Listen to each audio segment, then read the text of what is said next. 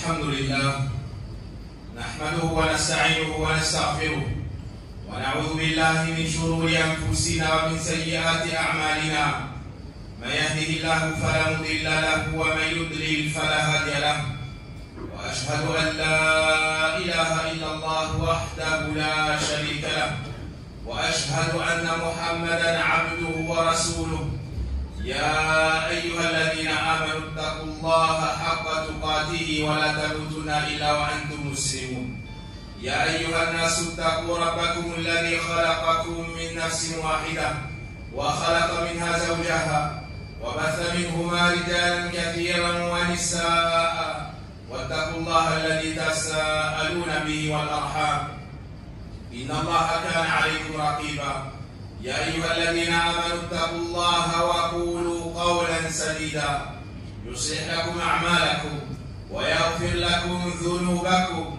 ومن يطع الله ورسوله فقد فاز فوزا عظيما أما بعد فإن أصدق الحديث كتاب الله جل وعلا وخير الهدي هدي محمد صلى الله عليه وسلم وشر الأمور محدثاتها وكل محدثة بدعة وكل بدعة ضلالة وكل ضلالة في النار. أيها الناس، إن الله سبحانه وتعالى لم يخلق الخلق عبثا ولم يوجدهم سدى وهملا بل خلقهم للحق بل خلقهم بالحق وللحق فقال سبحانه وتعالى وما خلقت الجن والإنس إلا ليعبدون ما أريد منهم من رزق وما أريد أن يطعمون إن الله هو الرزاق ذو القوة المتين. فالحكمة البالغة والغاية السامية هي إفراد الله سبحانه وتعالى بالعبادة. Mes très chers frères, sachez qu'Allah subhanahu wa ta'ala n'a pas créé cet univers pour amusement et ne nous a pas fait exister en vain, sans sagesse ni but, mais il nous a créés pour la vérité et en toute vérité. Il nous dit dans son livre, selon la traduction des sens approximatifs de ces versets, « Et je n'ai créé les djinns et les hommes que pour qu'ils m'adorent. » Voici la grande sagesse pour laquelle Allah Azza wa Jalla nous a tous fait exister. Pour qu'on l'adore seul d'un culte sincère. Voici le but à atteindre et la sagesse à concrétiser. Voici la croyance du musulman. Quant à celui qui s'est égaré du chemin d'Allah, quant à celui qui a fait scission avec la voie du messager d'Allah, ces gens-là n'ont pas une bonne croyance.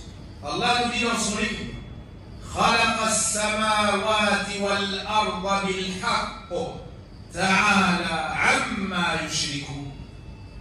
Dans ce verset, Allah nous enseigne qu'il a créé les cieux et la terre en toute vérité. Il est au-dessus de ce qu'il lui donne comme associé. Il nous dit également وَمَا خَلَقْنَا السَّمَاوَاتِ وَالْأَرْضَ وَمَا بَيْنَهُمَا بَاطِلًا. Et nous n'avons pas créé les cieux et la terre et ce qui se trouve entre les deux en vain. ذَلِكَ ظَنُّ الَّذِينَ كَفَرُوا. Voici la croyance, la conviction de ceux qui ont mécru. فَوَيْلٌ لِلَّذِينَ كَفَرُوا مِنَ النَّارِ. Malheur donc à ceux qui ont mécru du feu. أَمَّنْعَلُ الَّذِينَ آمَنُوا وَعَمِلُوا الصَّالِحَاتِ كَالْمُفْسِدِينَ فِي الْأَرْضِ. Allons-nous rendre ceux qui ont cru et ont fait de bonnes œuvres les égaux de ceux qui sèment le désordre sur la terre. أَمْ نَجْعَلُ الْمُتَّقِينَ كَالْفُجَّارِ. Allons-nous faire des gens pieux les égaux des gens mauvais. Allah subhanahu wa ta'ala est au-dessus de nous faire exister et de faire exister cet univers sans but et sans sagesse. وَمَا خَلَقْنَا السَّمَاءَ وَالْأَرْضَ وَمَا بَيْنَهُمَا لَاعِبِينَ. Nous n'avons pas créé les cieux, ni la terre, et ce qu'il y a entre les deux, à guise d'amusement. Le Coran est venu avec les éloges de ceux qui méditent sur la création des cieux et de la terre et arrivent au résultat qu'Allah nous a tous fait exister pour une grande sagesse. À la fin de Surat Al-Imran, Allah subhanahu wa ta'ala nous dit: Inna fi khalqi as-samawati wal ard wa ikhtilafi al-layli wan nahar la ayatin li ulil albab. Il y a dans la création des cieux et de la terre, il y a dans la création des cieux et de la terre, dans la succession des nuits et des jours, des signes pour les gens doués d'intelligence. الذين يذكرون الله قياما وقعودا وعلى جنوبهم ويتفكرون في خلق السماوات والأرض ربنا ما خلقت هذا باطلا سبحانك فقنا عذاب النار. Après avoir médité sur la création des cieux et de la terre, ils ont mentionné Allah debout, assis, allongés sur leur flanc. Ils méditent sur la création des cieux et de la terre et disent: ô notre Seigneur, tu n'as pas créé tout cela en vain. Protège-nous donc du châtiment de l'enfer. Voici la conviction du croyant, c'est que tout ce qui a été créé, et nous avec, nous n'avons pas été créés en vain. On a été créés pour une grande sagesse et un grand but. أَفَحَسِبْتُمْ أَنَّمَا خَلَقْنَاكُمْ عَبَثًا وَأَنَّكُمْ إِلَيْنَا لَا تُرْجَعُونَ. Pensiez-vous que nous vous avions créé en vain et que vers nous vous ne serez pas retournés? Ce verset est la parole d'Allah subhanahu wa ta'ala qui sera dite aux gens de l'enfer alors qu'ils seront en enfer. Pensiez-vous qu'on vous avait créé, que nous vous avions créé en vain et que vers nous vous ne serez jamais retournés? Comme ils n'ont pas eu foi au jour dernier, ils n'ont pas préparé ce jour. La finalité, c'est qu'ils sont tombés en enfer. Et ici on les blâme. Ici on les blâme parce qu'ils ont eu cette mauvaise croyance. L'homme pense-t-il qu'on va le laisser comme cela, c'est-à-dire sans lui donner d'ordre ni d'interdit? Le musulman sait pourquoi Allah l'a créé. Le musulman sait pourquoi il est dans ce monde.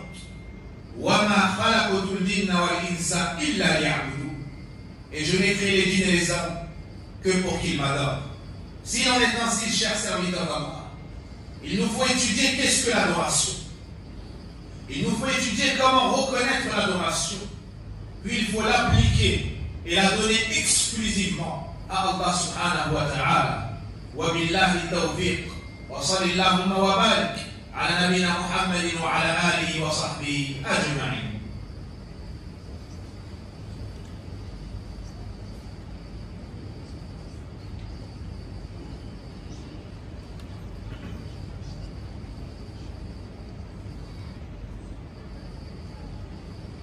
الحمد لله رب العالمين وأشهد أن لا إله إلا الله وحده لا شريك له يتولى الصالحين وأشهد أن محمدا عبده ورسوله صلى الله عليه وعلى آله وصحبه أجمعين. أما بعد، فلماذا خلقنا الله سبحانه وتعالى؟ خلقنا وأوجدنا لغاية عظيمة، وهي تحقيق التوحيد وإخلاص الدين لله رب العالمين. Pourquoi Allah nous a donc créés? Si ton enfant te demande, cher père, pourquoi Allah nous a créés? Et si une personne extérieure te demande, pourquoi le Seigneur nous a créés? Réponds-lui, il nous a créés pour une grande sagesse. Il nous a créés pour un grand but, qui n'est autre que de l'adorer seul d'un culte sincère. Et pour ce faire, il a envoyé les messagers. Pour ce faire, il a révélé les livres. Pour ce faire, il nous a dotés de sens et d'intelligence. Pour ce faire, il te faut connaître ton Seigneur. Allah subhanahu wa ta'ala nous dit dans le Coran, Allahu alladhi khalaqa sab'a samawati wa min al-ardi mithlahum yatanazzalu al-amru baynahunna lita'lamu anna Allah ala kulli shay'in qadir wa anna Allah qad ahata bi kulli shay'in ilma. Allah est celui qui a créé cette cieux. Pareillement pour les terres. L'ordre descend entre les deux afin que vous sachiez qu'Allah est parfaitement omnipotent et que de sa science, il embrasse toutes choses. Ainsi, Allah a tout créé pour qu'on le connaisse, pour qu'on sache qu'il est parfait, pour qu'on sache qu'il est omnipotent. Et en connaissant Allah, tu vas pouvoir l'adorer. En connaissant Allah, tu vas pouvoir l'aimer. En connaissant Allah, tu vas pouvoir le craindre et le redouter. C'est pour cela qu'Allah subhanahu wa ta'ala nous a fait exister, pour l'adorer. Qu'est-ce que l'adoration? L'adoration, comme le dit Ibn Taymiyyah rahimahullah ta'ala, العبادة اسم جامع لكل ما يحبه الله ويرضاه من الأقوال والأعمال الظاهرة والباطنة.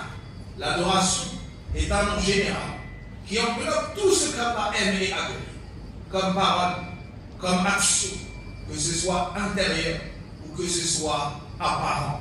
L'adoration comme la prière, le pèlerinage, mais aussi comme l'amour, la crainte et l'espoir, comme le fait de sacrifier la bête, comme le fait de compter sur Allah, comme le fait de l'invoquer. Tout cela n'est que pour Allah. قل إن صلاتي ونسكي ومحياي ومماتي لله رب العالمين لا شريك له. Dis en vérité, ma prière, mon sacrifice, ma vie, ma mort, tout cela appartient à Allah, le Seigneur des mondes. Il n'a pas d'associé dans cela. وأن المساجد لله فلا تدعوا مع الله أحدا. Et les mosquées appartiennent à Allah. N'invoquez donc personne avec Allah. Allah subhanahu wa ta'ala est le seul qui mérite de notre part l'adoration. Tu dois connaître ce qu'est l'adoration. Tu dois connaître les exemples d'adoration. Puis tu dois donner cela que Allah subhanahu wa ta'ala. ذلك بأن الله هو الحق وأن ما يدعون من دونه الباطل وأن الله هو العلي الكبير. Cela est, car Allah est la vérité. Et ceux qu'ils invoquent en dehors de lui, c'est le faux. Et certes, Allah est le plus haut et le plus grand. Chers frères, on doit concrétiser l'adoration d'Allah parce que c'est le but de notre création. Pour cela, Allah a envoyé l'ensemble des messages. وَلَقَدْ بَعَثْنَا فِي كُلِّ أُمَّةٍ رَسُولًا أَنِ اعْبُدُوا اللَّهَ وَاجْتَنِبُوا الطَّاغُوتَ. وقال سبحانه وما أرسلنا من قبلك من رسول إلا نوحي إليه أنه لا إله إلا أنا فاعبد. Et nous avons envoyé dans chaque communauté un message pour leur dire n'adorez qu'Allah. Éloignez-vous de tout ce qui adore en dehors de lui. Pourquoi est-ce qu'on adore que Allah et nul autre que lui? Ya ayyuhan nas u'budu rabbakum alladhi khalaqakum walladhina min qablikum la'allakum tattaqun. On adore que Allah parce que c'est le seul qui nous a créés. Parce que c'est le seul qui a créé nos ancêtres. Parce que c'est lui qui nous a donné la vie. Parce que c'est lui qui nous donne à boire et à manger. Parce que lorsqu'on tombe malade, c'est lui qui nous guérit. Parce que c'est lui qui nous a donné femmes, enfants et foyers. Parce que c'est lui le détenteur de l'univers, le maître absolu. Parce qu'après notre mort, c'est lui qui va nous ressusciter. Parce que le jour de la résurrection, c'est lui qui va nous juger. Parce que c'est lui qui va décider si on entre au paradis, qu'Allah nous accepte, ou si on entre en enfer, qu'Allah nous en protège. On adore Allah Azza wa Jal parce que c'est le maître de l'univers. On adore Allah Azza wa Jal parce qu'il nous a comblé de ses bienfaits. Et si vous essayez de dénombrer les bienfaits d'Allah, vous ne pourrez le faire. On adore Allah subhanahu wa ta'ala parce que c'est son ordre dans le Coran. وما أمروا إلا ليعبدوا الله مخلصين له الدين حنفاء Et de là, cependant, est ordonné que d'adorer Allah, d'un culte sincère. Ça, c'est l'ordre de ton Seigneur. Ça, c'est l'ordre d'Allah, le maître de l'univers. Et le pire des péchés qu'il faut éviter et duquel il faut s'éloigner, c'est al-shirku billahi al-azim. Ça consiste à prendre le droit d'Allah et l'adoration et à donner cela à la créature. C'est le pire des péchés. Le seul péché qu'Allah ne pardonne pas. Inna Allah la yaghfiru an yushraka bihi wa yaghfiru ma duna dhalika liman yasha, si ce n'est avec le repentir. Certes, Allah ne pardonne pas, on lui donne quelque associé que ce soit. En dessous de cela, il pardonne à qui il veut. Le shirk, il annule toutes les bonnes œuvres. Walau ashraku la habita anhum ma kanu ya'malun. Et s'ils avaient fait le polythéisme, tout ce qu'ils ont fait deviendrait vain. Le shirk est la pire des injustices. Allah nous dit dans son livre, Inna shirka la zulmun azim. Certes, le polythéisme est une énorme injustice. Serviteur d'Allah, revenez à Allah subhanahu wa ta'ala en apprenant sa religion, en suivant la voie de son messager. Et ça ne suffit pas de concrétiser la ilaha illallah, il faut aussi concrétiser Muhammadur Rasulullah sallallahu alayhi wa sallam, en reconnaissant que c'est réellement et véritablement le serviteur d'Allah. On ne l'adore pas, mais c'est le message d'Allah. On croit en lui, on le suit et on lui obéit. Et on adore Allah Azza wa Jal qu'à la manière dont nous a enseigné le prophète Mohammed ibn Abdillah ibn Abdil Muttalib al-Hashimi al-Qurashi sallallahu alayhi wa sallam. هذا وصلي وسلم على المبعوث رحمة للعالمين نبينا محمد وعلى آله وصحبه أجمعين. اللهم صل على محمد وعلى آل محمد كما صليت على آل إبراهيم إنك حميد مجيد. اللهم بارك على محمد وعلى آل محمد كما باركت على آل إبراهيم إنك حميد مجيد. ربنا آتنا في الدنيا حسنة وفي الآخرة حسنة وقنا عذاب النار. اللهم إنا نسألك الهدى والتقى والعفاف والغنى. اللهم اغفر لنا ذنوبنا وكفر عنا سيئاتنا وتوفنا مع الأبرار. اللهم اغفر لنا ولوالدينا.